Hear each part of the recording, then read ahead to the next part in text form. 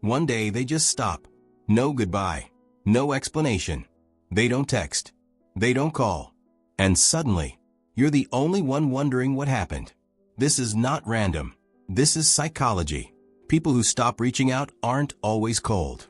They aren't always angry. And they aren't always done with you.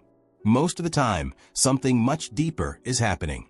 Today, we're breaking down the real psychology behind people who go silent. Why they pull back. What they're thinking but never say. And why their silence hits harder than words ever could. Listen closely, because if you've ever been confused by someone disappearing, or if you've ever been that person who stopped trying, this will explain more than you expect. Point 1. They got tired of being the initiator. At first, they didn't mind reaching out. They texted first. They checked in. They made plans. But over time, something changed. They started noticing patterns. They were always the one starting the conversation. Always the one asking how you were. Always the one keeping the connection alive. Psychologically, humans track effort subconsciously. When effort isn't returned, the brain registers imbalance. And imbalance creates emotional fatigue.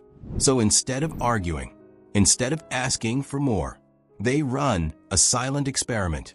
They stop reaching out to see what happens.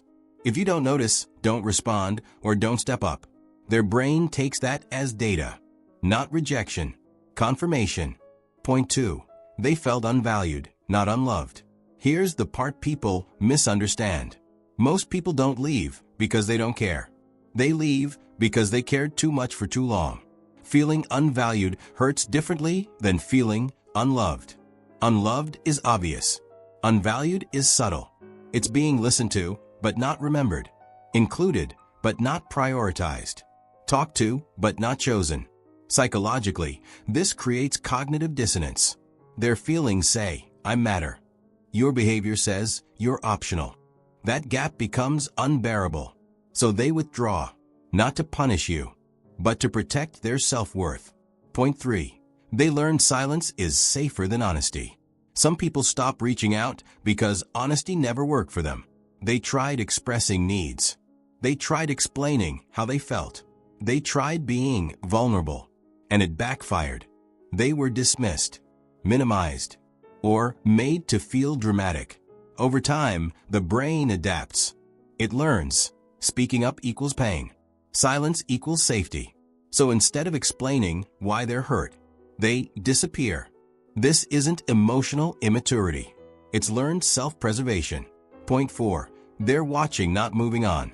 When someone stops reaching out, it doesn't mean they stopped caring. Often they're watching. They're observing how you behave without their effort. They're noticing if you step forward or stay still. They're paying attention to what you do when they stop doing everything. This is called passive boundary testing. They're not chasing. They're not begging. They're collecting information. And once they see enough, they decide. Quietly. Permanently. Point 5. They hit emotional saturation. The human nervous system has limits. You can only tolerate confusion, inconsistency, and emotional unpredictability for so long. Eventually, the body steps in. Motivation drops. Energy fades. The urge to connect shuts down. Not because the bond wasn't real, but because the stress outweighed the reward. This is emotional burnout. And when someone reaches this point, they don't leave loudly. They go numb first, then silent. Point 6. They stopped fighting for clarity. At some point, asking, where do I stand, becomes exhausting. When someone feels unsure for too long, their brain starts filling in the blanks. And the brain hates uncertainty. So instead of chasing answers, they choose certainty through distance.